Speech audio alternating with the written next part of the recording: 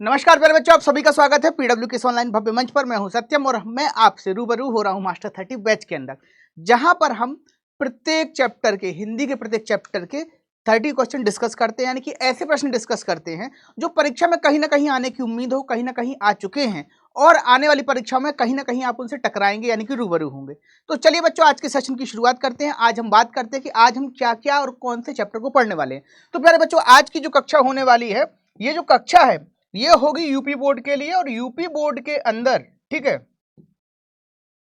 Board के अंदर हम पढ़ने वाले हैं दो चैप्टर के प्रश्नोत्तर, जिनमें से एक चैप्टर है स्वदेश प्रेम और दूसरा है भक्ति और नीति, जो कि बिहारी द्वारा लिखा गया है।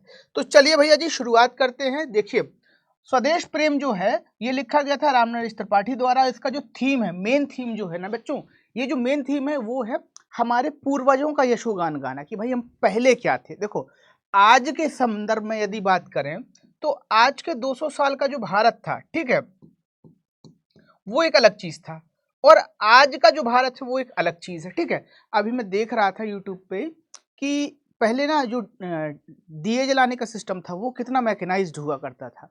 ठीक है, उसको देख के लगता था कि भाई उनके पास भी टेक्नोलॉजी थी।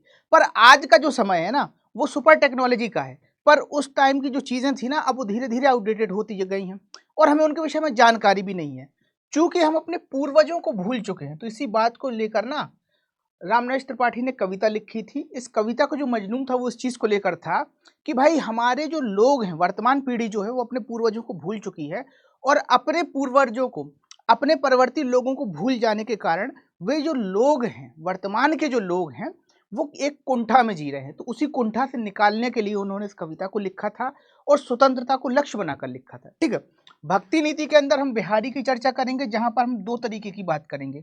भक्ति का मार्ग क्या है, ठीक है, भक्ति का मार्ग क्या है और कैसे भक्ति करनी चाहिए, और नीति क्या कहलाती है। ठीक है, नीति के विषय में भी चर्चा करेंगे। अब देखो, बिहारी भी एक बड़े कवि हैं और यहाँ से ना परीक्षा में बहुत सारे प्रश्न आने की संभावना है ही, क्योंकि देखो बिहारी का जो रिकॉर्ड रहा है ना प्रश्नोत्तरों के अंदर, यहाँ से दो प्रश्न तो लगातार आते हैं। ठीक है, या तो आपको एक पद पूछ लिया जाएगा जिसको हम दोहा कहते हैं। ठीक है, दोहा आपसे पूछ लिया जाता है, दोहे का पद्यांश और गद्यांश के रूप में अनुवाद आपसे पूछ लिया जाता है कि भैया पद्यांश है, इससे जुड़े हुए 3 प्रश्नों के उत्तर दे दीजिए। और दूसरी जो इंपॉर्टेंट चीज पूछी जाती है वो पूछा जाता है कवि परिचय। तो चलिए बच्चों शुरुआत करते हैं आज के सेशन की। और सबसे पहला जो हमारा पद है वो इस प्रकार से है, जो कि स्वदेश प्रेम से लिया गया है, जिसके रचयिता जो हैं वो रामनरेश त्रिपाठी हैं। कहा जाता है इस पद के अंदर, अतुलनीय जिसके प्रताप का साक्षी है प्रत्यक्ष दिवाकर, घूम घूम कर देख चुका है जिनकी निर्मल कीर्ति निशाकर, देख चुके हैं जिनका वैभव ये नभ के अनंत तारागण, अगणित बार सुन चुका है नभ जिनका विजय घोष रणगर्जन। तो यहाँ पर जो है ना ये पहला पद है और इस पद के अंदर जो है ना कवि महोदय अपने पूर्वजों का यशोगान करते हैं, बताते हैं कि अतुलनीय प्रताप से। पहले सबसे पहले कठिन कठिन शब्द समझ लो, ठीक है, ताकि इसको सीखने में, उसका अर्थ जानने में सरलता हो जाए तुम्हें। अतुलनीय का अर्थ होता है जिसकी तुलना ना हो सके, जो बिना तुलना वाला हो। ठीक है, जिसकी तुलना किसी दूसरे से ना हो सके, अतुलनीय। प्रताप का अर्थ होता है शौर्य। क्या होता है? शौर्य। ठीक है, फिर साक्षी का अर्थ होता है गवाह, गवाह या प्रत्यक्षकर्ता। ठीक है, फिर दिवाकर मतलब होता है सूर्य। दिवाकर मतलब क्या होता है? सूर्य। दिवा, दिवा मतलब दिन और कर मतलब करने वाला, दिवाकर दिन करने वाला। तो दिन कब होता है? जब सूर्य का उदय हो जाता है। ठीक है, घूम घूम कर देख चुका है जिनकर निर्मल कीर्ति। निर्मल मतलब होता है जिस पर किसी भी प्रकार का कोई कलंक ना लगा हो, जिस पर किसी भी प्रकार का कोई दाग ना लगा हो, गया हो। ठीक है, स्वच्छ। फिर कीर्ति का मतलब होता है यश। क्या होता है? यश। यश, इसे हम क्या कह सकते हैं? प्रशंसा। प्रशंसा भी हम इसे कह सकते हैं। ठीक है, निशाकर का अर्थ होता है चंद्र या चांद। ठीक है, जो आपको अच्छा लगे वो लिख लीजिएगा, चंद्र, चंद्रमा। ठीक है, चंद्रमा। एक चीज और कहा जाता है राकेश। ठीक है, जो मन में आए, बाकी तीनों एक ही चीज के पर्यायवाची हैं। ठीक है, नभ का मतलब होता है आकाश, अनंत का मतलब होता है जो कभी खत्म ना हो। ठीक है, जो लगातार चलता ही रहे, अनंत है। तारागण मतलब होता है स्टार्स। ठीक है, अगिनत मतलब जिसको गिना ना जा सके। ठीक है, और विजय घोष रणगर्जन। विजय घोष मतलब जब हम जीत जाते हैं तो जो हो हल्ला मचता है उसे ही हम कहते हैं विजय घोष। रणगर्जन मतलब जो होता है युद्ध के दौरान जो लोग गरजते हैं ना बड़े गुस्से में, अरे ऐसा करके जो करते हैं ना, लड़ाई की जाती है, उसे ही कहते हैं रणगर्जन। ठीक है, तो ये तो थे कुछ कठिन शब्द। अब वापस लौट कर आते हैं कविता के भाव पर। चूंकि सुन लो यहाँ पर एक बात कि भाई कविता का जब तक भाव नहीं समझोगे तब तक रेखांकित पद की व्याख्या नहीं कर पाओगे, और एक क्वेश्चन जो 2 अंक का है वो यहाँ से आता ही है। तो चलिए भैया जी व्याख्या की बात करते हैं। अतुलनीय जिसके प्रताप का साक्षी है प्रत्यक्ष दिवाकर। यहाँ पर कवि अपने पूर्वजों को लक्ष्य कर कर कह रहा है कि भैया हमारे जो पूर्वज थे ना वो इतने प्रतापी थे, इतना बलवान था ये कि उनकी बल की जो तुलना है वो किसी से नहीं की जा सकती, इसीलिए वो उनका बल जो था वो अतुलनीय था। और उस अतुलनीय बल का जो प्रत्यक्ष साक्षात्कार जिसने किया था, जिसने उस बल को देखा था, वह दिवाकर है, यानी कि सूर्य ने हमारे पूर्वजों के प्रताप को देखा था। वो कितने प्रतापी हैं और इनके प्रताप की जो तुलना है वो कहीं हो नहीं सकती है। फिर देखो दूसरी लाइन में क्या कहता है, घूम घूम कर देख चुका जिनकी निर्मल कीर्ति निशाकर। कि भैया जी इतने ज्ञानी लोग थे, इतनी शक्तिशाली लोग थे कि निशाकर यानी कि चंद्रमा ने घूम घूम कर, उन्होंने ये यहाँ पर तफ्तीश के भाव से बताया है कि भैया इनके जो पूर्वज हुआ करते थे उनमें एकाध बलवान नहीं था, सारे के सारे बलवान थे। और इस बात की तफ्तीश तो स्वयं निशाकर यानी कि चंद्रमा ने की है, वो भी घूमते घूमते। ठीक है, देख चुके जिनका वैभव ये नभ के अनंत तारागण। फिर यही बात कहते कि भैया केवल बलवान नहीं थे, केवल कीर्ति वाले व्यक्ति नहीं थे, हम वैभव युक्त भी थे, यानी कि खूब सारी धन संपदा भी हमारे पास थी। और इतनी धन संपदा थी कि उसका जो प्रत्यक्ष है, मतलब जितने आकाश में तारे हैं ना, उन सारे तारागणों ने हमारे वैभव को देखा है कि हमारा वैभव क्या था। अगिनत बार सुन चुका है नभ कीर्ति जिनकी, नभ जिनका विजय घोष रणगर्जन। यानी कि भैया ये केवल कीर्ति वाले लोग नहीं थे, केवल ऐश्वर्य वाले लोग नहीं थे, बल्कि ये युद्ध के परमवीर लोग भी थे। इन्होंने कई लड़ाइयां लड़ी और कई लड़ाइयां जीती। ठीक है, अब यहाँ पर ये तो हो गया भाव। यहाँ पर एक चीज और समझो बेटा, किसी भी जाति के 4 लक्षण होते हैं। वो जाति जो है तरक्की पे है कि पतन पे है, उसके 4 लक्षण होते हैं। ठीक है, पतन के क्या लक्षण होंगे, पतन और संवर्धन। ठीक है, इसके क्या लक्षण होंगे ये समझो। और ये पूरा का पूरा ना जाति पर डिपेंड करता है। जाति मतलब यहाँ पर कोई जाति व्यक्ति विशेष की जाति की बात नहीं हो रही है, यहाँ पर मनुष्य जाति की बात हो रही है। पतन जिसके अंदर आएगा ना, उस समाज के अंदर क्या होता है, कोई ना कोई ऐब आ जाता है। पर जिस समाज की अभिवृद्धि होती है तो उसके अंदर पता है क्या क्या आ जाएगा, प्रताप। प्रताप यानी कि शौर्य। ठीक है, फिर उसके साथ वैभव भी आ जाएगा। क्या आ जाएगा, वैभव। वो कम्युनिटी कितनी प्रॉस्पेरस थी, मतलब कितनी पैसे वाली थी। ठीक है, फिर आता है प्रसिद्धि यानी कि यश। यश कब आता है, जब आप अच्छा काम करते हैं।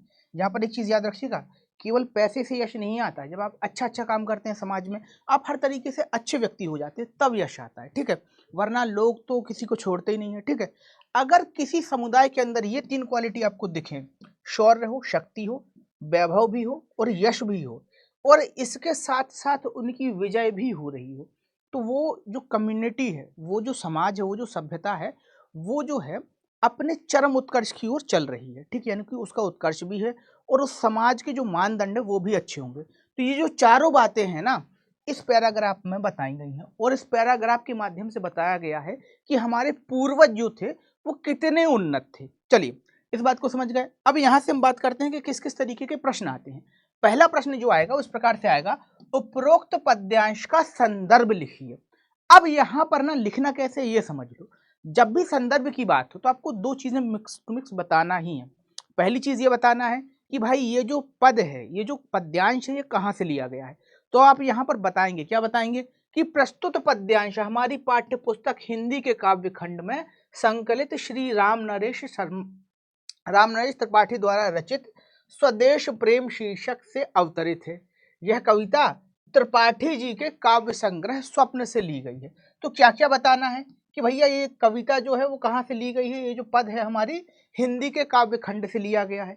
अब काव्य खंड से लेने के बाद इसके राइटर कौन है भैया, तो इसके जो राइटर हैं वो राम नरेश त्रिपाठी हैं। ठीक है, ये हो गई दूसरी बात। एक और इम्पोर्टेंट बात है, वो क्या है कि भैया इस कविता का टाइटल क्या है, तो टाइटल भी बता दूं कि इस कविता का टाइटल क्या है, स्वदेश प्रेम है।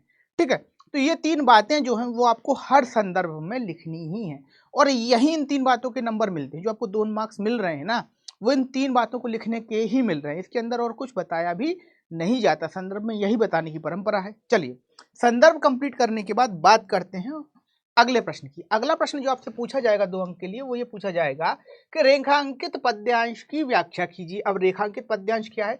रेखांकित पद्यांश इस प्रकार से है, अतुलनीय जिसके प्रताप का साक्षी है प्रत्यक्ष दिवाकर, घूम घूम कर देख चुका है जिनकी निर्मल कीर्ति निशाकर। कविवर यहाँ पर ये कह रहे हैं कि वर्तमान पीढ़ी को समझाते हुए कविवर कह रहे हैं कि तुम अपने उन पूर्वजों का स्मरण करो जिनके अतुलनीय प्रताप का साक्षी सूर्य है।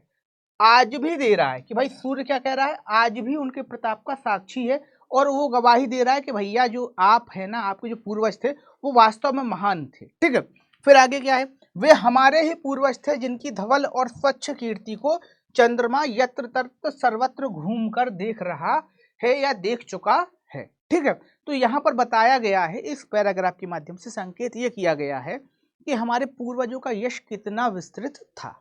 चलिए अगले प्रश्न की ओर। अगला प्रश्न आपसे पूछा गया है, अगणित बार सुन चुका है नभ, उक्त पंक्ति में कौन सा अलंकार है? देखो, उक्त पंक्ति में ना मानवीकरण अलंकार है।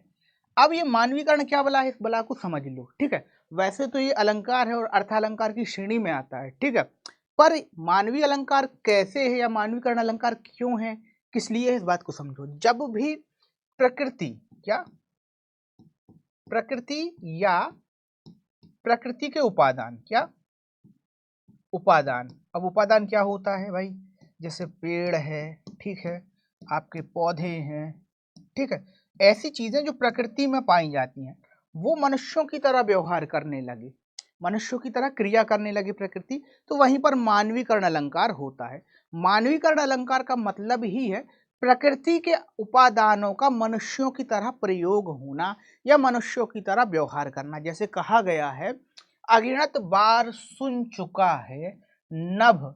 अब नभ का मतलब होता है क्या, आकाश। ठीक है, ऐसा कुछ होता है ना बादल बादल जैसा, ठीक है, ऐसा बादल बादल जैसा होता है, और इन बादल जहां रहते हैं उसे ही आकाश कहते हैं।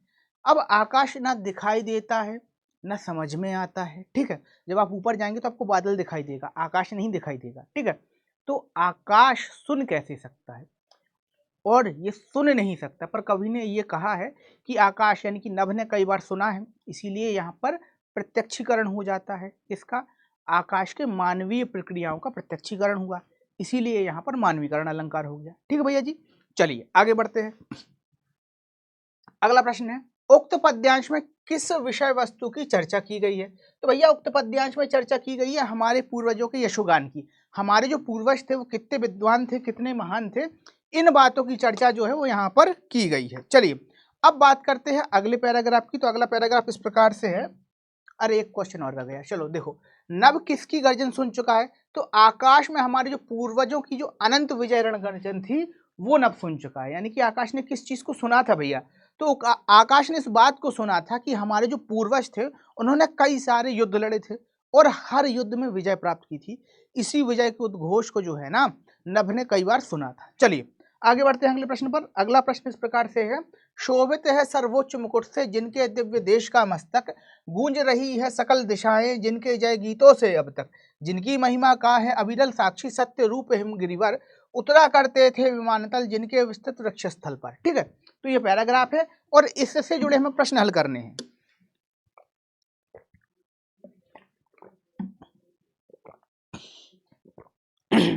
तो देखिए पहला प्रश्न इस प्रकार से है, वही आपका कॉमन प्रश्न आएगा।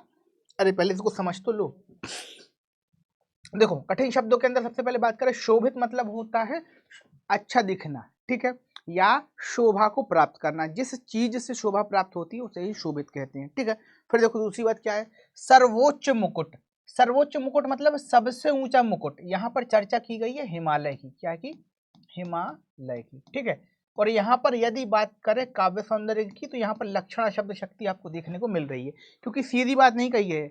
जब कान सीधा पकड़ा जाए यानी कि बात सीधी कही जाए तब होती है अविधा शब्द शक्ति, पर जब कान ऐसे घुमा के पकड़ते हैं तो उसे कहते हैं लक्षणा शब्द शक्ति। ठीक है, तो यहाँ पर बात भी घुमाकर कही गई है, इसीलिए यहाँ पर लक्षणा शब्द शक्ति है। ठीक है, अब देखिए क्या बात है। शोभित है सर्वोच्च मुकुट से जिनके दिव्य देश का मस्तक। कवि ने कहा है कि भाई ये ऐसे लोग हैं जिनका जो मस्तक है वो सर्वोच्च मुकुट से शोभित है, यानी कि जो भारत भूभाग है ना, इस भूभाग पर हिमालय जैसा पहाड़ है और इसकी सुंदरता, इसकी व्यापकता को देखकर ही इसे कवि ने मुकुट की शोभा, मुकुट की उपमा दी है। फिर आगे क्या है, गूंज रही हैं सकल दिशाएं जिनके जय गीतों से अब तक। ठीक है कि भैया सारी दिशाएं जो हैं वो हमारे पूर्वजों के जयगानों से गूंज रही हैं। महिमा, जिनकी महिमा का अविरल साक्षी सत्य रूप हिमगिरिवर।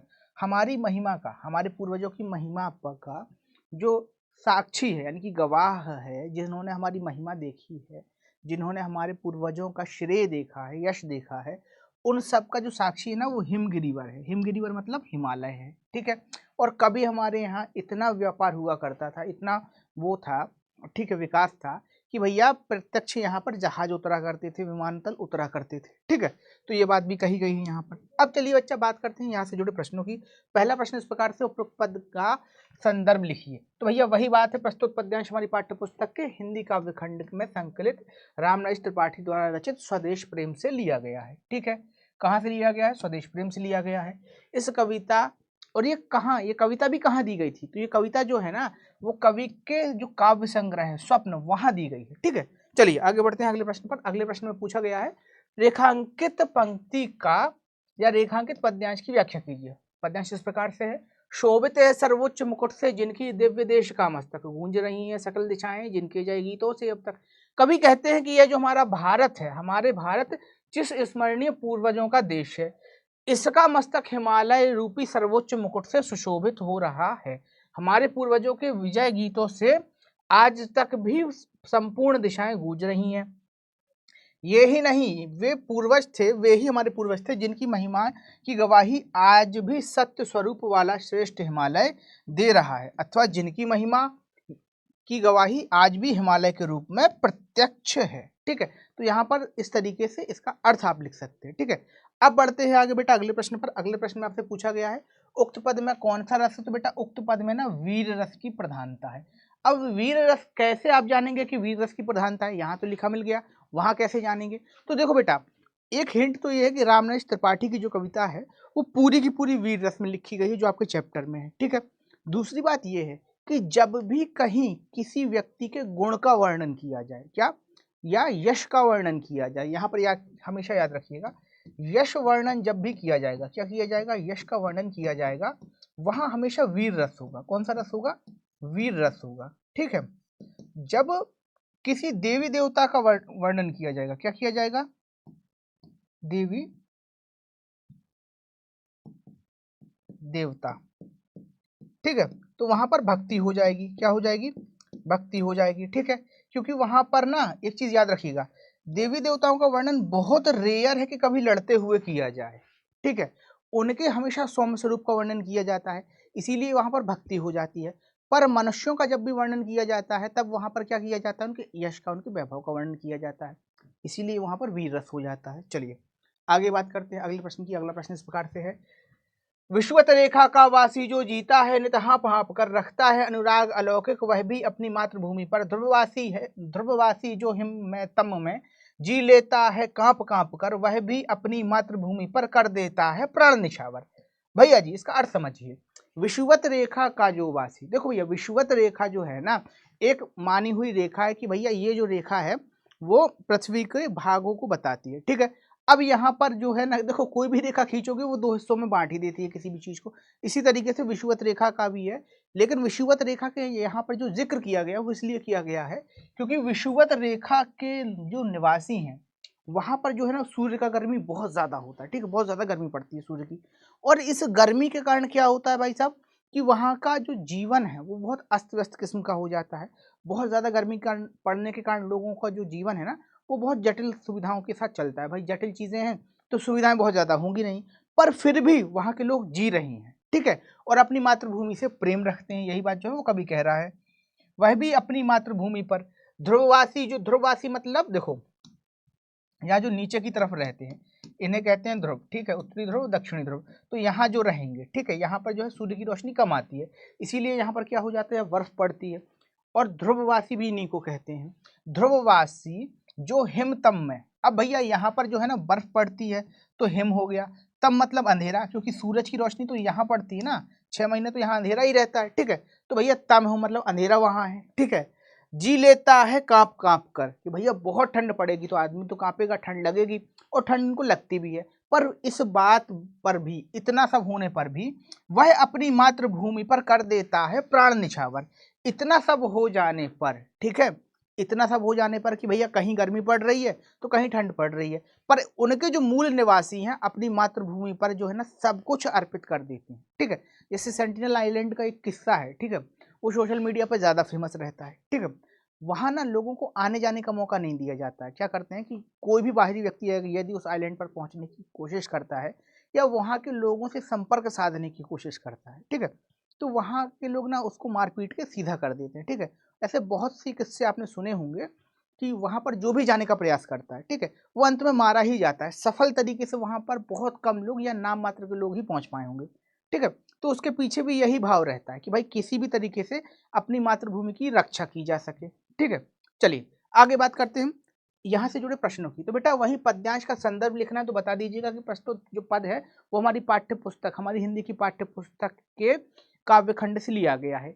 इसके रचयिता रामनरेश त्रिपाठी हैं और इस कविता का जो शीर्षक है वो है स्वदेश प्रेम।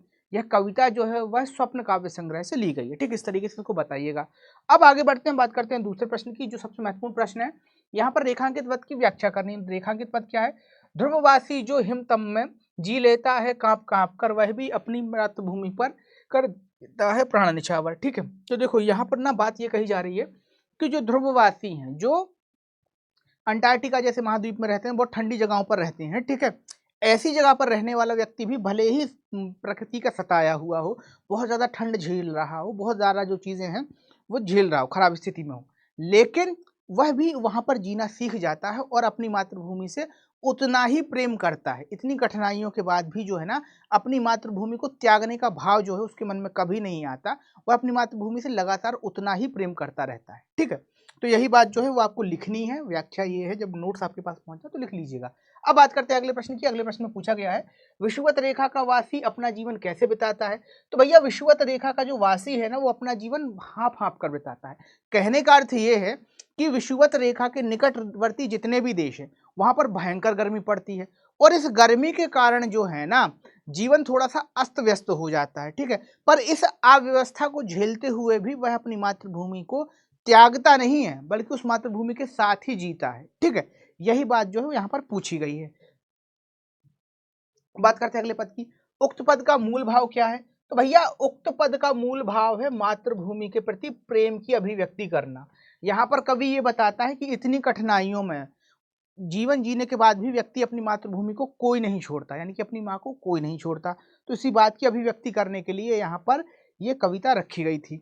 चलिए आगे बढ़ते हैं, बात करते हैं अगले प्रश्न की। अगला प्रश्न इस प्रकार से, तुम तो हे प्रिय बंधु स्वर्ग सी सुखद सकल विभवों में आकर धरा शिरोमणि मातृभूमि में धन्य हुए हो जीवन पाकर। तुम जिसका जल अन्न ग्रहण कर बड़े हुए लेकर जिसकी रज तन रहते कैसे तज दोगे उसको है वीरों के वंशज।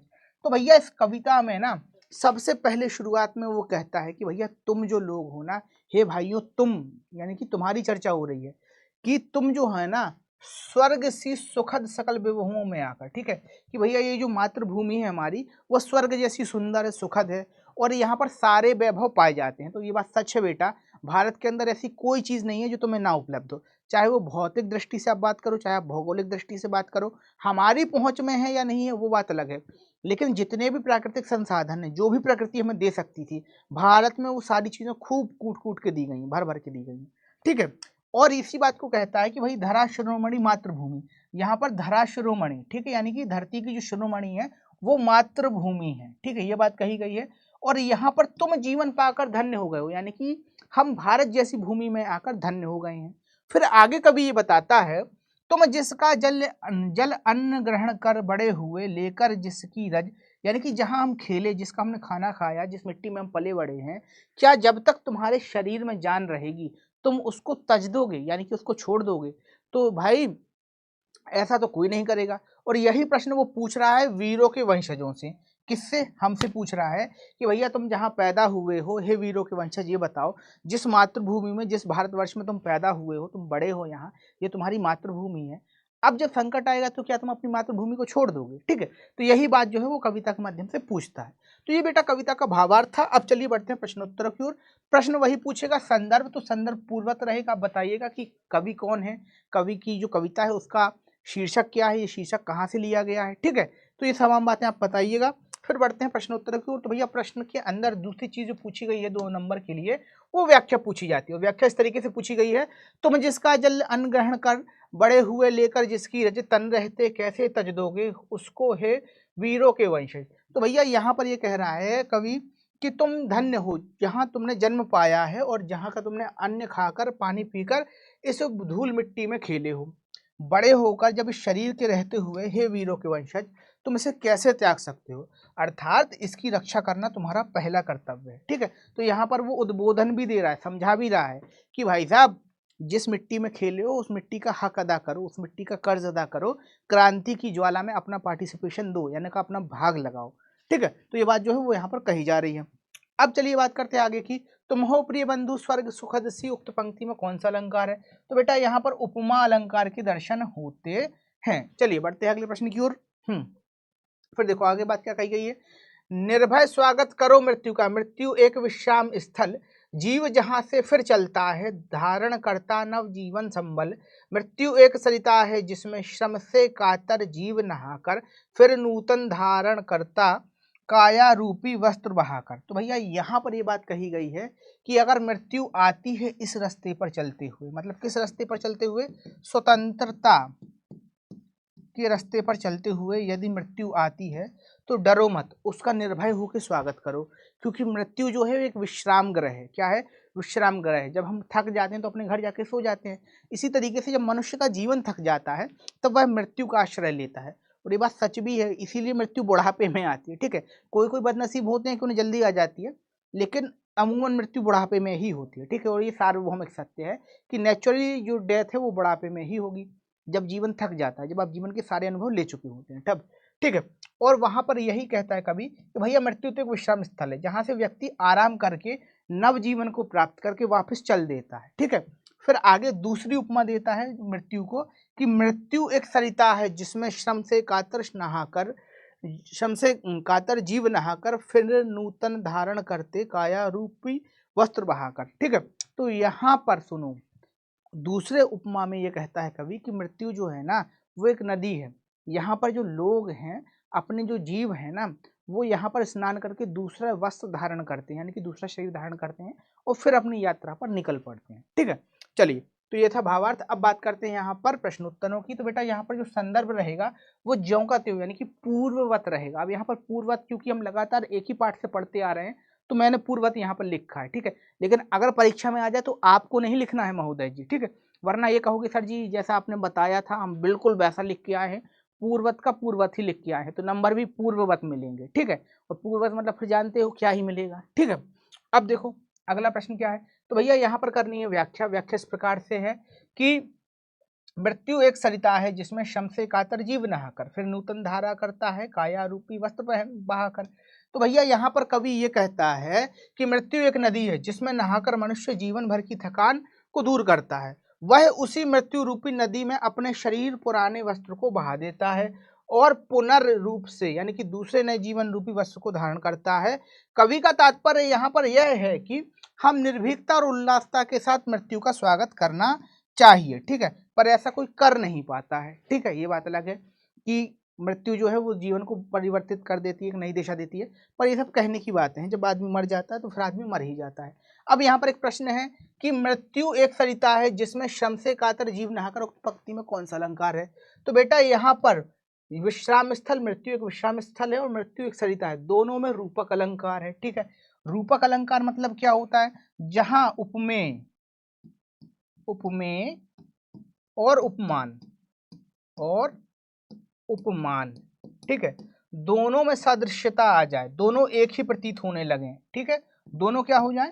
दोनों एक हो जाएं। ठीक है, वहीं पर रूपक अलंकार होता है, ठीक है। जैसे मैंने कहा चरण कमल बंदौ हरिराई, तो चरण रूपी कमल जो है, ठीक है, यहाँ पर चरण और कमल अलग नहीं होगा, चरण रूपी कमल यानी कि पैर जो है वो कमल के समान बन गए, ठीक है। तो उपमेय और उपमान दोनों एक हो गए, इसीलिए यहाँ पर रूपक अलंकार। और इसी तरीके पर क्या कह दिया, मृत्यु एक विश्राम स्थल है, तो मृत्यु विश्राम स्थल हो गई, एक विश्राम स्थल है, तो यहाँ पर उपमेय और उपमान दोनों एक ही बन गए, इसीलिए यहाँ पर क्या हो गया, रूपक अलंकार हो गया। चलिए भैया जी आगे बढ़ते हैं अगले प्रश्न की ओर। अगले प्रश्न में क्या है, उपरोक्त पद में कवि ने किसे एक विश्राम स्थल कहा है, तो भैया मृत्यु को एक विश्राम स्थल कहा है कवि ने, ठीक है। फिर देखो आगे क्या है, सच्चा प्रेम वही है जिसकी तृप्ति आत्मबलि पर हो निर्भर, त्याग बिना निश प्राण प्रेम है, करो प्रेम पर प्राण निछावर, देश प्रेम वह पुण्य क्षेत्र है, अमल असीम त्याग से विलासित, आत्मा के विकास से जिनमें मनुष्यता होती है विकसित। उक्त पद में ना कवि बताता है कि प्रेम क्या होता है, ठीक है, और प्रेम का जो अर्थ बता रहा है, क्या बता रहा है यहाँ पर बता रहा है प्रेम का अर्थ, ठीक है, अर्थ बता रहा है, और किसके संदर्भ में बता रहा है, देश के संदर्भ में बता रहा है, ठीक है, व्यक्तिगत प्रेम के संदर्भ में नहीं बता रहा है बेटा, ये बता रहा है देश के संदर्भ में, ठीक है। देखो चीज एक ही है लेकिन देखने का नजरिया अलग अलग है, कवि किसी और नजरिए से प्रेम की व्याख्या कर रहा है, मनुष्य किसी और नजरिए से प्रेम को जानता है, समझता है, ठीक है, पर किसका क्या भाव है इसका अपना एक विशेष महत्व होता है, और इसी महत्व को लेकर कवि ये बताता है कि भैया सच्चा प्रेम वही है जिसमें त्याग हो, क्या हो, त्याग हो, ठीक है। प्रेम का दूसरा नाम ही बेटा त्याग होता है, क्या होता है, त्याग होता है। वह प्रेम प्रेम कभी नहीं हो सकता जिसमें त्याग ना हो, जब तक पाने की इच्छा होगी लोगों में वो प्रेम नहीं है, वो आकर्षण है, पर जब खोने की का जो कष्ट है वो ना हो, ठीक है, और पाने की खुशी ना हो, त्याग का भाव जब मनुष्य के अंदर आ जाए वो प्रेम होता है, ठीक है। और त्याग भी किसका, तृप्ति आत्मबलि पर हो निर्भर, जब हमसे कुछ हमारा मांगा जाए, कि भाई आपसे कहा जाए कि भैया अब एग्जाम पास में आ गए हैं, दिसंबर आ गया है, अब भाई साहब एक काम करो, अब थोड़ा थोड़ा पढ़ना शुरू कर दो, भाई साहब कह रहे हैं नहीं नहीं हमें तो नींद आ रही है, तो बेटा ये अपने आप से प्रेम नहीं है, ठीक है, ये अपने आप से क्या है, घात है। पर जब आपको पता चल जाए कि भाई दिन कम बचे हैं, केवल 60-70 दिन बचे हैं, तो पढ़ना पड़ेगा, और पढ़ना चाहिए अपने मन से, जब आप अपना नींद छोड़ने लगे, नींद का त्याग करने लगे, तो वो सच्चा प्रेम है अपने आप का, क्योंकि भैया नहीं पास होगे तो बेइज्जती बहुत भयंकर होती है, ठीक है। आज की दुनिया में देखो पास सब हो जाते हैं, लेकिन जो नहीं हो पाता है उसका बेइज्जती भयंकर होता है, ठीक है, तो ये बात समझ लेना। फिर देखो वही बात यहाँ पर कभी कह रहा है कि प्रेम जो है ना, जब तक प्रेम में त्याग नहीं है तब तक वह प्रेम प्रेम नहीं है, ठीक है, और त्याग के बिना प्रेम निष्प्राण हो जाता है, इसीलिए यदि प्रेम में प्राण डालना है तो त्याग करना ही होगा, ठीक है, और करिए।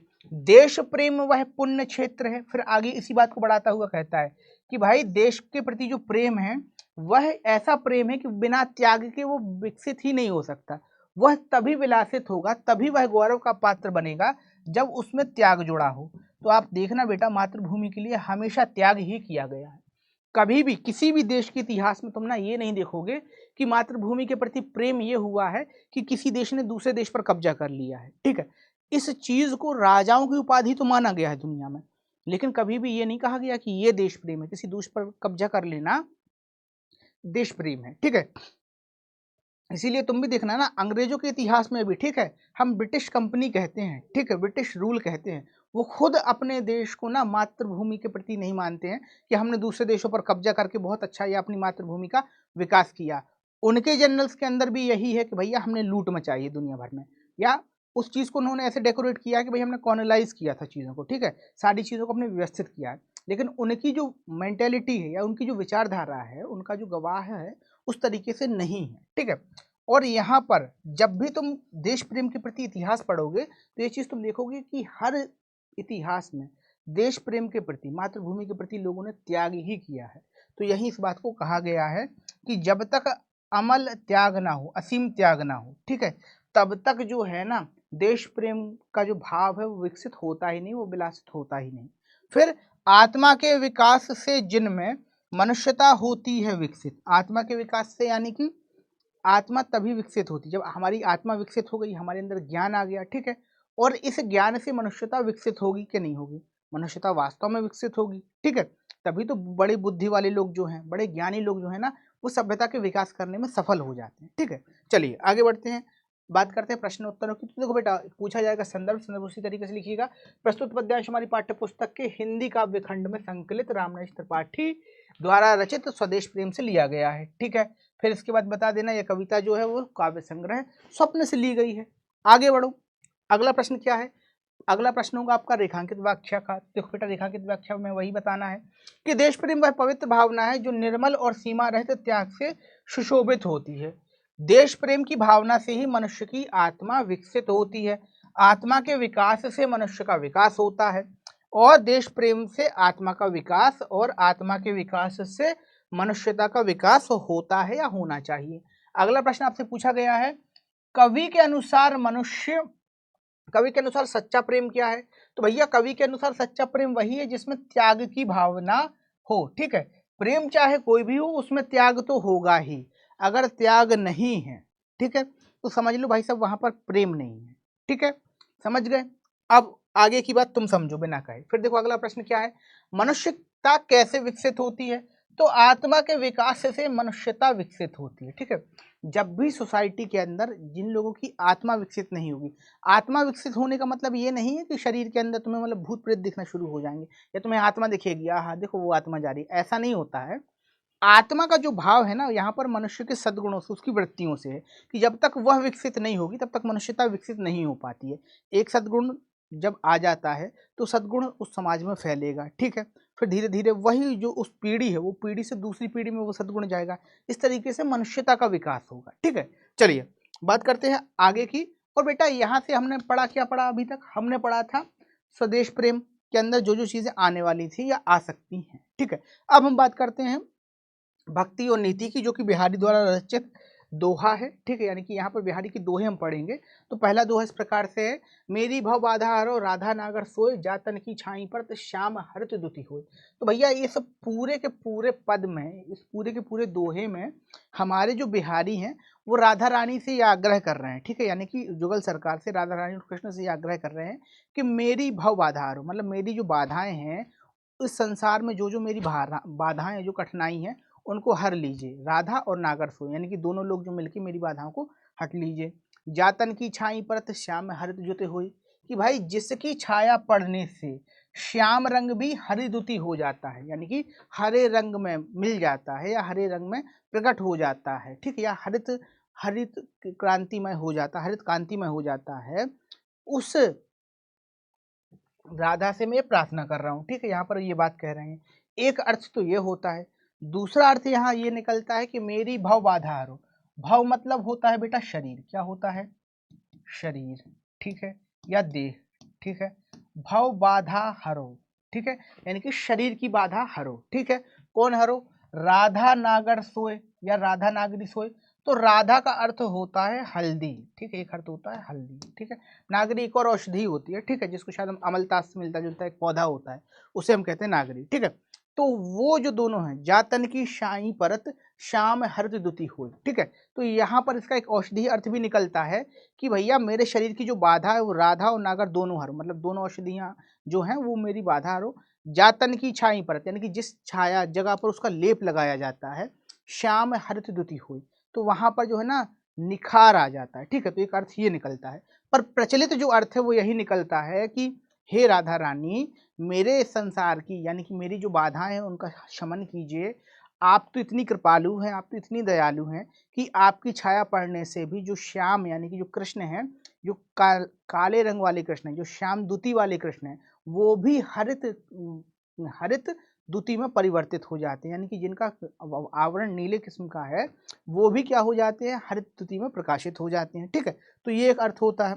अब आगे बढ़ते हैं यहाँ से आने वाले प्रश्नों के बारे में। तो भैया संदर्भ आपसे पूछा जाएगा, तो संदर्भ इस तरीके से बताइएगा, प्रस्तुत दोहा हमारी पाठ्य पुस्तक के हिंदी काव्य खंड में संकलित रीति सिद्ध कवि बिहारी द्वारा रचित है। और कहाँ से लिया गया है भैया? ये बिहारी सतसाई के भक्ति शीर्षक से अवतरित है। कहाँ से? भक्ति शीर्षक से इस दोहे को लिया गया है। ठीक है, फिर रेखांकित भाग की व्याख्या की गई है। तो भैया पूरे का पूरा पद ही, पूरे का पूरा दोहा ही आपको लिखना है। ठीक है, देखो वहां तो एक आध लाइन आएगी, लेकिन समझने के लिए पूरी ही चीज को कर लो। तो देखो क्या है, वह चतुर राधिका जी मेरे सांसारिक कष्टों को दूर करें, जिनके पीली आभा वाले शरीर की झाई पड़ने से श्याम वर्ण के कृष्ण हरित वर्ण की दुति वाले अर्थात हरे रंग के हो जाते हैं। ठीक है, तो करिया श्याम भी हरे हो जाते हैं। ऐसी राधा रानी क्या करें, मेरे संसार के कष्टों का निवारण करें। चलिए अगला प्रश्न है भैया। अगले प्रश्न में पूछा गया है कवि ने किससे अपनी बाधा हरने का आग्रह किया है। तो कवि ने अपने आराध्य देव यानी कि राधा से, किससे, राधा से अपनी बाधा को हरने का आग्रह किया है।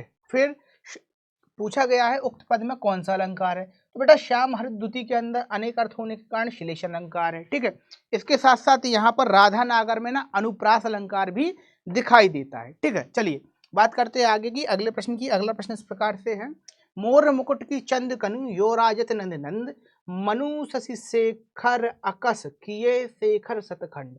तो भैया यहाँ पर ये बात कही जा रही है कि मोर मुकुट की जो चांदनी है, यानी कि देखो मोर मुकुट कृष्ण ने धारण किया है और उसके अंदर ना जो चंद कनियां, जो छोटे छोटे वो चीजें दिखाई दे रही हैं, इस तरीके से जो लाइनें दिखाई दे रही हैं वो इस प्रकार से हैं। उनको देखकर ना एक तो वो बहुत सुंदर दिखाई दे रही हैं और उन्हें देखकर ऐसे लग रहा है कि मानो आज कृष्ण ने जो है ना वो निश्चय किया है कि भगवान शिव से होड़ करेंगे। ठीक है, तो ये बात है। फिर देखो आगे क्या है, इस प्रश्न का इस दोहे से जुड़े हुए प्रश्न कैसे आने वाले हैं। तो देखो प्रस्तुत दोहा हमारी पाठ्य पुस्तक हिंदी के काव्यखंड में संकलित, यहाँ से सबसे पहले आपसे संदर्भ पूछा जाएगा। तो संदर्भ वही आप बताइएगा कि भैया जो दोहा है वो हमारे काव्यखंड के भक्ति एवं नीति वाले पाठ से लिया गया और उसके जो रचयिता है वो बिहारी है। ठीक है, फिर देखो दूसरा प्रश्न क्या पूछा जाएगा आपसे, दूसरा प्रश्न पूछा जाएगा रेखांकित पद की व्याख्या।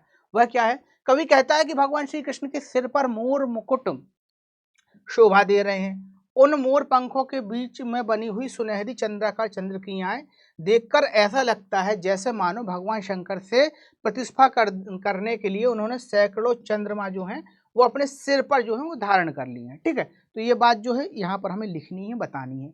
फिर देखो आगे क्या है, अगला प्रश्न जो पूछा गया है, उक्त पद में कौन सा अलंकार है। तो बेटा जी यहाँ पर जो है ना दो तरीके के अलंकार आपको देखने को मिलेंगे। कौन कौन से मिलेंगे भैया, तो देखो यहाँ पर जो है ना आपको श्लेष अलंकार भी मिलेगा देखने के लिए पूरे के पूरे दोहे में।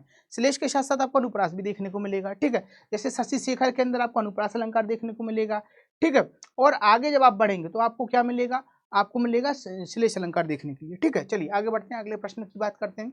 अगले प्रश्न में पूछा गया है सोहत ओढ़े पीत पटु मतलब, फिर देखो आगे क्या है, श्याम सलोने गात मानो नील मणि शैल पर आतप परियो प्रभात।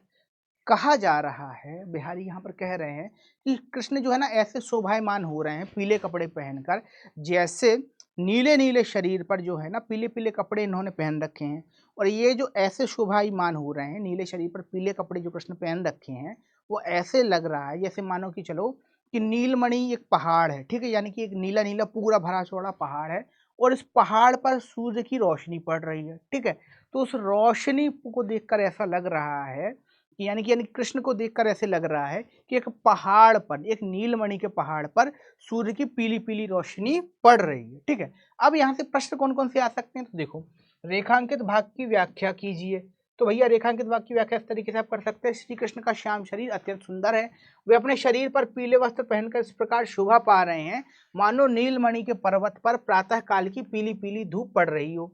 यहाँ श्री कृष्ण के श्याम वर्ण के उज्ज्वल मुख में नीलमणि और शैल उनके पीले पीले वस्त्रों की प्रातःकालीन धूप की संभावना को व्यक्त किया गया है। ठीक है, चलिए आगे बढ़ते हैं। उक्त पद में कौन सा अलंकार है, तो बेटा प्रीत पटु और श्याम सलोने गात में अनुप्रास है, मानो नील मणि शैल पर आतप पर्यो प्रभात में उत्प्रेक्षा है। जनु जानो मनु मानो इप्सो जहां भी होगा वहां पर क्या हो जाता है, आपका श्लेष अलंकार हो जाएगा। ठीक है, इस चीज को याद रखिएगा। चलिए आगे बढ़ते हैं अगले प्रश्न की ओर। अगला प्रश्न पूछा गया है जप माला छापा तिलक सरे न एकहु काम मन कांचो नाचे वृथा साचे नाचे राम। ठीक है, तो यहाँ पर कवि का भाव ये है कि पूजा पाठ करना यानी कि जप कर लो, चाहे माला कर लो, चाहे छापा यानी कि तिलक लगा लो, और चाहे किसी भी प्रकार का वस्त्र आदि बदल लो, ये कोई ना कोई चीज किसी भी काम में नहीं आएगा, क्योंकि जब तक मन कच्चा है, ठीक है, तब तक आपको कुछ प्राप्त नहीं होने वाला है। और यदि आपको मन सच्चा है, आपका मन सच्चा है, तो ईश्वर आपको एक ना एक दिन मिलने ही वाला है। ठीक है, तो वही बात है कि यहाँ पर यह भाव व्यक्त किया गया है कि मनुष्य का जो मुख्य उद्धार है वो क्रिया कर्मों से नहीं होता, वो पूजा करने से नहीं होता, बल्कि मन को अपने बस में करने से होता है। ठीक है, इसीलिए मंत्र की परिभाषा भी यही दी गई थी कि मनः त्रायते इति मंत्र, यानी कि जो मन के त्राण को हर ले। योग में भी कहा गया था अथ योगानुशासनम, कि योग जो है वो अनुशासन है। फिर पूछा जाता है किसका अनुशासनम, तो भैया मन का अनुशासन योग है। ठीक है, इस तरीके से हमें पता चलता है कि भाई सच्चे मन को तो ईश्वर प्राप्त हो ही जाते हैं। जो अंदर से सच्चा है, जिसका मन वास्तव में ईश्वर में लगा हुआ है, उसको ईश्वर की प्राप्ति हो जाती है। ठीक है, वरना सब संसार में आप पूजा पाठ करते रहिए, कुछ भी करते रहिए, जब तक मन कच्चा है तब तक ईश्वर की प्राप्ति नहीं होने वाली है। ठीक है, चलिए आगे देखिए। तो पूछा गया है प्रस्तुत पद का संदर्भ बता दीजिएगा कि प्रस्तुत दोहा हमारी हिंदी की काव्य खंड में संकलित भक्ति और नीति से लिया गया है, जिसके रचयिता हमारे बिहारी महाराज हैं। ठीक है, बिहारी अपने समय के रससिद्ध कवियों में से एक हैं। ठीक है, चलिए आगे बात करते हैं। फिर रेखांकित भाग की व्याख्या पूछी गई है, तो बता दीजिएगा कि कवि का कथन है जप करने से, माला फेरने से, चंदन का तिलक लगाने से और बाह्य क्रियाओं करने से कोई भी काम पूरा नहीं होता। इन बाह्य आचरणों से सच्ची भक्ति नहीं होती, जबकि सच्ची भक्ति तो केवल ईश्वर की सच्चे मन से आराधना करने से, यानी कि जिसका मन सच्चा हो, केवल सच्चे मन से भक्ति करने से ही ईश्वर की प्राप्ति होती है। ठीक है, तो यहाँ पर ये बात कही गई है। चलिए आगे बढ़ते हैं अगले प्रश्न पर। ईश्वर की प्राप्ति कैसे होती है, तो भैया ईश्वर की प्राप्ति के लिए सच्चे मन की भक्ति से ही ईश्वर की प्राप्ति होती है, या ईश्वर प्रसन्न हो जाते हैं। ठीक है, चलो आगे बढ़ो। अगला प्रश्न पूछा जा रहा है कि भैया उक्त पद में कौन सा अलंकार है। ठीक है, तो भैया यहाँ पर जो है ना अलंकार की परंपरा जो है, एक मिनट देखते हैं कौन सा अलंकार है। माला काचे व्यवस्था, तो बेटा यहाँ पर जो है ना आपका अनुप्रास अलंकार होगा, क्योंकि यहाँ पर देखो क्या है, चावर्ण की आवृत्ति बार बार हो रही है, इसीलिए यहाँ पर जो है वो आपका अनुप्रास अलंकार हो जाता है। ठीक है, चलिए आगे बढ़ते हैं। दुहस दुराज प्रजाजन को, क्यों न बड़े दुख द्वंद्व, अधिक अंधेरी जग करत, मिली मवावस चंद। ठीक है, तो भैया यहाँ पर ये बात कह रहा है, दुहस मतलब होता है दुस्सह। ठीक है, जिसको सहा ना जाए। ठीक है, वो दुराज प्रजाजन को, कि भैया प्रजा जो है उसके लिए जो दो राज है, यानी कि दो राजाओं का जो राज है वो दुस्सह होता है। क्यों होता है भैया, क्योंकि ऐसे में जब दो राजा एक ही राज्य पर राज कर रहे होते तो प्रजा के अंदर दुख और कलेश आ जाता है, क्योंकि जो दो राजा हैं वो ऐसी पॉलिसीज बनाते हैं, ऐसी नीतियां बनाते हैं कि जिससे प्रजा पर बोझ पड़ता है, प्रजा अपने आप को बंधा महसूस करती है, और इस बंधे होने के कारण जो है वो प्रजा दुखी हो जाती है। फिर आगे कहते हैं, अधिक अंधेरी जग करत, मिली अमावस रविचंद्र, कि भैया ज्यादा अंधेरा तब होता है, ठीक है, जब अमावस्या पर चांद छुप जाता है। ठीक है, और रवि भी हमें छोड़ देता है, यानी कि अमावस्या की घड़ी पे ज़्यादा अंधेरा होता है, क्योंकि वहाँ अब सूरज भी नहीं है और चंद्रमा भी हमें छोड़कर चला गया है। ठीक है, तो ये इसका भाव था। अब देखो आगे क्या है, पूछा जा रहा है प्रश्न आपसे, उपरोक्त पद का संदर्भ लिखिए। तो भैया उपरोक्त पद का संदर्भ इस तरीके से आप लिख सकते हैं कि भैया दोहा जो है हमारी किताब, यानी कि हमारी हिंदी की काव्य खंड में संकलित रीतिकाल के जो प्रसिद्ध कवि हैं बिहारी, उनके द्वारा रचित बिहारी सत्सई के नीति शीर्षक से अवतरित है। ठीक है, चलो आगे बढ़ो। फिर क्या है, रेखांकित पद की व्याख्या। कवि का कहना यह है कि एक ही देश में दो राजाओं का शासन करने से प्रजा में दुख और संघर्ष अधिक बढ़ जाता है। दोहरे शासन में प्रजा उसी प्रकार से दुखी हो जाती है जिस प्रकार से अमावस्या की रात्रि में सूर्य और चंद्रमा एक ही राशि में मिलकर संसार के गहन अंधकार से पूर्ण कर देते हैं। ठीक है, कि भैया चंद्रमा और सूर्य राशि एक ही उसमें मिल गए। ठीक है, तो क्या होगा, उस रात को बहुत ज्यादा अंधकार छा जाता है। ठीक है, तो यही बात है। फिर देखो आगे क्या है, कवि के लिए कवि के अनुसार जनता के लिए क्या दुखदाई है, तो बेटा जनता के लिए दुखदाई जो है वो दो राजाओं का शासन है। एक ही राज्य में दो राजा यदि शासन करेंगे तो जनता के लिए वो दुखदाई हो जाता है। ठीक है, ये बात कही गई है। अधिक अंधेरी जग करत, मिली रमावस चंदू में कौन सा अलंकार है, तो बेटा अधिक अंधेरी में जो है ना दृष्टांत अलंकार है। अब दृष्टांत अलंकार क्यों है, तो इस बात को समझो, किसी बात को कहना और फिर उसका उदाहरण देना, वही कहलाता है दृष्टांत अलंकार। ठीक है, तो यहाँ पर भी क्या किया गया है कि पहले एक बात कही गई है कि भाई दो राजाओं का जो राज है वो कष्टकारी है, और फिर उसका उदाहरण दिया गया है कि भैया अमावस्या के कारण जब रवि छुप जाता है और चंद्रमा भी नहीं होता, इसीलिए भी जो क्या होता है, बहुत ज़्यादा अंधेरा हो जाता है, बहुत ज़्यादा कष्ट हो जाता है। ठीक है, तो इस बात को बताया गया क्योंकि रवि जो है यानी कि सूर्य जो है वो दिन का राजा है और चंद्रमा जो है वो रात का राजा है। ठीक है, तो इस तरीके से यहाँ पर बताया गया है। अब देखिए आगे क्या है, बसे बुराई जा सुमन ताही को सन्मान, भले भलो कहे छोड़िए खोटे ग्रह जपुदान। ठीक है, तो यहाँ पर एक बात कही जा रही है कि जिसके अंदर बुराई बसती है, ठीक है, उसको लोग जो है ना सम्मान देते हैं, चाहे वो बुराई छोड़ भी दे, ठीक है, पर लोग उसका सम्मान करते रहेंगे। लेकिन अच्छे लोगों को कोई नहीं पूछता, उनको ये कहकर छोड़ देते हैं यार ये तो अच्छे लोग हैं, ठीक है। वो किसी फिल्म का बहुत अच्छा सा डायलॉग है, शक्ति कपूर की फिल्म का, ठीक है, उसमें ना वो डायलॉग ये मारता है कि आज की दुनिया में उसी की कदर है जो किसी का कुछ बिगाड़ सकता है या फिर वो जो किसी का कुछ बना सकता है, ठीक है। तो वही बात है कि आज की दुनिया में वास्तविक बात यही है कि इसी बात को बिहारी भी इस तरीके से कहते हैं कि जिसके अंदर बुराई करने की काबिलियत है, यानी जो किसी का कुछ बिगाड़ सके, उसका ही सम्मान करते हैं लोग, चाहे वो बिगाड़े ना। और जो लोग अच्छे होने तो अच्छा कह के छोड़ देते हैं, चलो चलो हटाओ। उसी बात को उदाहरण देते हैं कि खोटे ग्रह, ठीक है, ऐसे ग्रह जो कुंडली में जाकर बहुत उपद्रव मचाते हैं, उनकी सब पूजा पाठ करते हैं, लेकिन अच्छे ग्रह की कोई पूजा नहीं करता। उनको कहता है ये तो अच्छे ग्रह हैं, ठीक है, हटाओ। जैसे ज्योतिष में एक ग्रह है बुध, ठीक है, तो बुध की उपासना करते हुए तुम्हें कोई नहीं मिलेगा, कभी नहीं मिलेगा, कह रहे इनका बुध खराब है, ठीक है, वो चल जाता है। लेकिन कोई बोल दे शनि खराब है भाई साहब, तो तुम आज देखना शनि बाबा के बहुत सारे तुम्हें मंदिर दिखेंगे, बहुत सारी पूजा पाठ आने वाले, मतलब शुरू के इस जो 10 साल है ना, आज के 10 साल पहले 15 साल पहले शनि का उतना बोलवाला नहीं था, लेकिन अब तो शनि चालीसा भी है, शनि मंदिर भी है, तमाम तरीके की चीजें आपको वहां पर दिखाई देगा। यहाँ पर कहने का भाव ये है कि बुध चूंकि एक सौम्य ग्रह है तो उसकी पूजा कम ही होती है, ठीक है, नाम मात्र की पूजा होती है। पर शनि एक उग्र ग्रह है, इसकी पूजा जो है, इसकी उपासना जो है वो प्रचलित होती जा रही है। और फल यही है, इसका कारण यही है कि शनि ज्यादा उपद्रवकारी है, ज्यादा नुकसान करता है। इसीलिए बिहारी कह रहे हैं कि संसार में जो ज्यादा दुष्ट प्रवृत्ति के लोग होते हैं, ठीक है, उनका सम्मान सबसे ज्यादा होता है। लेकिन जो सरल और सच्चे लोग होते हैं उनकी पूजा पाठ, उनका सम्मान कम होता है, क्योंकि उनसे खतरा कम होता है, ठीक है। तो यहाँ पर एक प्रवृत्ति ये भी बात समझ में आती है कि भाई जिससे नुकसान हो उससे अच्छा बना के चलिए, ठीक है। जो जब बहुत ज्यादा दुष्ट हो उससे बहुत प्यार से बात कीजिए। वो कहते ना, तुलसीदास ने भी इस बात को कहा था कि सठ सन बिनय कुटिल सन प्रीति, जो मूर्ख हो उससे प्रार्थना कर लो, जो कुटिल हो उससे प्रेम कर लो, ठीक है। प्रेम कर लो मतलब प्रेम कर मत लो, केवल प्रेम दिखाओ, ठीक है। अब बात करते हैं यहाँ पर आने वाले प्रश्नों की। तो प्रश्न इस प्रकार से पूछा जाएगा, प्रस्तुत पद का संदर्भ लिखिए या प्रस्तुत दोहे का संदर्भ लिखिए। दोहे में आपको बताना है कि प्रस्तुत दोहा हमारी हिंदी की पाठ्य पुस्तक के काव्य खंड के अंतर्गत आने वाले पाठ भक्ति एवं नीति से लिया गया है। इस पाठ के रचयिता बिहारी है।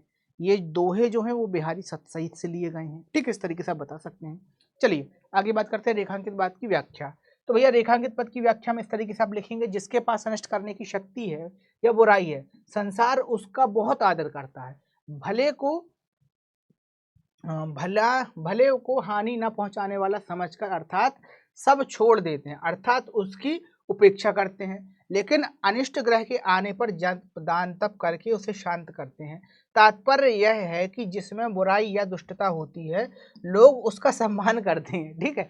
तो ये बात सच्ची है कि आज के सापेक्ष में तुम समझ सकते हो, कोई बात कहने की जरूरत नहीं है, ठीक है। तो यही बात। फिर देखो लोग किसे सम्मान देते हैं, संसार में दुष्ट व्यक्तियों को बहुत आव भगत या आदर मिलता है, ठीक है। यहाँ पर ना तुम्हें विरोधाभास अलंकार की झलक भी दिखाई देगी कि बात कुछ कह रहा है अर्थ कुछ और निकल रहा है, बात आपस में कंट्राडिक्ट कर रही है, ठीक है। तो यहाँ पर विरोधाभास अलंकार भी है, ठीक है। चलिए आगे बढ़ते हैं। भलो भलो कहीं छोड़िए छोटे ग्रह जब दान, उक्त पंक्ति में कौन सा अलंकार है? तो बेटा भले भले में जो बात चर्चा की जा रही ना, यहाँ पर अनुप्रास अलंकार है, ठीक है। और खोटे ग्रह जब दान में यहाँ पर जो है वो आपको क्या दिखाई दे रहा है, यहाँ पर आपको जो है ना वो क्या नाम से दृष्टांत अलंकार की छाप दिखाई दे रही होगी। पहले कोई तथ्य दे रहा है फिर उसका उदाहरण दे रहा है, ठीक है। चलिए आगे बात करते हैं। अगला प्रश्न है, नर की और नर नील की एक गति करी जोर, जे तो नीचो है चले ते तो ऊंचो है। तो भैया वो कह रहा है कि नल जो है, ठीक है, नल और मनुष्य यानी कि नर, ठीक है, आपस में बराबर हैं, इनकी जो गति है वो एक जैसी है। क्यों है कि नल जितना नीचे होकर चलेगा, ठीक है, जितना आप नल को नीचे करेंगे उतना उसमें से पानी निकलेगा। और विनम्र जो मनुष्य जितना है वो जितना नीचे चलेगा, ठीक है, यानी कि विनम्रता पूर्वक जीवन जिएगा, उसका सम्मान उतना ही बढ़ता जाएगा, ठीक है। यानी कि जितना नीचो है चले उतना ऊंचो है चले। अब इसका अर्थ ये भी है कि भाई जितना नल चलाओगे उतना पानी निकलेगा, और जितना मनुष्य विनम्रता से रहेगा उतना ज़्यादा सम्मान पाएगा, ठीक है। अब यहाँ पर वही पारंपरिक प्रश्न जो है वो पहली बार आपसे पूछा जाएगा 2 अंक के लिए कि प्रस्तुत पद का संदर्भ लिखिए। तो संदर्भ बता दीजिएगा कि प्रस्तुत दोहा जो है वो हमारी पाठ्यपुस्तक हिंदी के काव्य खंड से लिया गया, जिसके रचयिता बिहारी महाराज हैं, ठीक है। फिर अगला प्रश्न क्या बनेगा, अगला प्रश्न ये बनेगा रेखांकित भाग की व्याख्या कीजिए। तो रेखांकित भाग की व्याख्या करते हुए आप बताएंगे कविवर बिहारी का कथन है कि मनुष्य और नल के जल की समान स्थिति होती है। जिस प्रकार नल का जल जितना नीचे होकर बहता है उतना ही अधिक ऊंचा उठता जाता है, उसी प्रकार मनुष्य जितना नम्रता का व्यवहार करता है उतना ही अधिक उन्नति करता जाता है। इस प्रकार मनुष्य और नल का पानी जितना नीचे होकर चलते हैं उतने ही ऊंचे होते हैं। ठीक है, चलिए आगे बात करते हैं अगले प्रश्न की। नल की अरु नल नील की गति एक करे जोई उक्त पंक्ति में कौन सा अलंकार है? बेटा यहाँ पर जो है ना उपमा अलंकार है। ठीक है, ठीक, आई बात समझ में। अब बढ़ते हैं बेटा आगे अगले प्रश्न की ओर। अगला प्रश्न क्या है उस पर चर्चा कर लेते हैं। बढ़त बढ़त संपत्ति सलिल मन सरोज बढ़ जाई, घटत घटत सु ना फिर घटे बड़ समूल कुमलाई। ठीक है, तो यहाँ पर बिहारी जी ये बात कह रहे हैं कि जब संपत्ति बढ़ती है, क्या बढ़ती है? संपत्ति। ठीक है, जब संपत्ति बढ़ गई, ठीक है, संपत्ति इंक्रीज हो रही है तो इच्छाएं भी बढ़ती हैं। क्या बढ़ती हैं? इच्छा भी आपकी बढ़ेगी। ठीक है, इच्छा भी क्या है? बढ़ेगी। पर धोखे से, यानी कि किसी गलती से या किसी भी कारण, भगवान ना करे, आपकी संपत्ति गिरना शुरू हो गई, तब मन की इच्छाएं नहीं गिरती हैं। समझे? मन की इच्छाएं कभी नहीं गिरेंगी। मन ये कहेगा यार पैसा कम है, अब इस चीज में मजा नहीं आ रहा है। ठीक है, तो यही बात जो है कि संपत्ति बढ़ने से इच्छाएं तो बढ़ेंगी, पर मन की जब संपत्ति घटेगी तब मन की इच्छाएं नहीं घटेंगी, बल्कि स्थिति खराब हो जाएगी। ठीक, यानी कि जो मन है, मन रूपी कमल है, वो मुरझा जाएगा पर वो सिकुड़ेगा नहीं। ठीक, यही बात जो है वो कवि कह रहे हैं। फिर देखो यहाँ से प्रश्न कैसे बनेगा। प्रश्न इस प्रकार से बनेगा, प्रस्तुत पद का संदर्भ लिखिए। तो भैया प्रस्तुत पद का संदर्भ आप बता दीजिएगा कि प्रस्तुत दोहा जो है वो काव्यखंड से लिया गया है, इसके रचयिता जो है वो बिहारी है। ठीक है, और मूल रूप से ये जो दोहा है वो बिहारी सत्सई के नीति शीर्षक से लिया गया है। ठीक है, अब देखो क्या है रेखांकित भाग की व्याख्या। तो भैया यहाँ पर कविवर कहते हैं कि धन रूपी जल के बढ़ जाने के साथ साथ मन रूपी कमल भी बढ़ता चला जाता है, किंतु धन रूपी जल के घट जाने के साथ मन रूपी कमल नहीं घटता, अपितु समूल नष्ट हो जाता है। अर्थात धन के बढ़ जाने पर मन की इच्छाएं भी बढ़ जाती हैं, परंतु धन के घट जाने पर मन की इच्छाएं नहीं घटती। तब यह परिणाम यह होता है कि मनुष्य यह सह नहीं पाता और दुख के मारे हुए समान हो जाता है, यानी कि मर ही जाता है। देखो वही बात है कि कोई व्यक्ति 2 रुपये कमा रहा था तो सोच रहा था यार कि 10,000 की व्यवस्था हो जाए तो घर चले, और वही व्यक्ति अचानक से 10 लाख कमाने लगेगा तो सोचेगा फॉर्चूनर ले लेते हैं। तो मान के चलो फॉर्चूनर ले ली और बस कमाई बंद हो गई, अब क्या करोगे? अब तो मरने की स्थिति आ गई ना। और यही बात जो है वो बिहारी महाराज कह रहे हैं। ठीक है, चलिए आगे बात करते हैं। अगला प्रश्न पूछा जा रहा है, संपत्ति के बढ़ने के साथ साथ क्या बढ़ता है? तो भैया जितनी संपत्ति बढ़ेगी उतनी तुम्हारे मन की इच्छाएं बढ़ेंगी, यानी कि क्या बढ़ती है? इच्छा बढ़ती है। ठीक है, फिर देखो दूसरी बात क्या है, उक्त पद में कौन सा अलंकार है? तो बेटा बढ़त बढ़त और घटत घटत दोनों में पुनरुक्ति प्रकाश होगा। संपत्ति सलिल में रूपक होगा, मनसरोज में भी रूपक होगा, क्योंकि यहाँ पर संपत्ति सलिल मतलब संपत्ति रूपी जल और मन रूपी कमल कहा जा रहा है। ठीक है, उपमेय उपमान का दोनों का संबंध जो है वो एक हो जाता है। इसी कारण यहाँ पर क्या होगा आपका, इसी कारण यहाँ पर रूपक अलंकार की प्रस्तुति आपको दिखाई देगी। ठीक है, चलिए बात करते आगे की प्रस्तुत पद का संदर्भ आए, ये कहाँ से आ गया? शायद बेटा ये क्वेश्चन रिपीट हो गया है। ठीक है, चलो आगे बढ़ते हैं। तो ये था हमारा आज का सेशन। ठीक है, होमवर्क और रिवीजन दोनों चीज़ें नहीं है, क्योंकि हम पर्टिकुलर क्वेश्चन वाला सेशन कर रहे हैं कि क्या आ सकता है, तो उसमें क्या ही रिवीजन क्या ही सारी चीज़ें होंगी। ठीक है, तो मिलते हैं अगले सेशन में, तब तक के लिए बने रहिए पीडब्ल्यू परिवार के साथ। और अगर बेटा कोई क्वेरी हो, कोई जिज्ञासा हो तो ज़रूर कमेंट बॉक्स में पूछ लीजिएगा। ठीक है, संकोच मत कीजिएगा, ठीक ठाक उत्तर दे दूंगा। अगर कोई जिज्ञासा आ रही हो कि सर क्या हुआ है, कैसे हम पेपर में लिखें, तो बता दूंगा सारी चीज़ें। ठीक है, तब तक के लिए बने रहिए पीडब्ल्यू परिवार के साथ। धन्यवाद।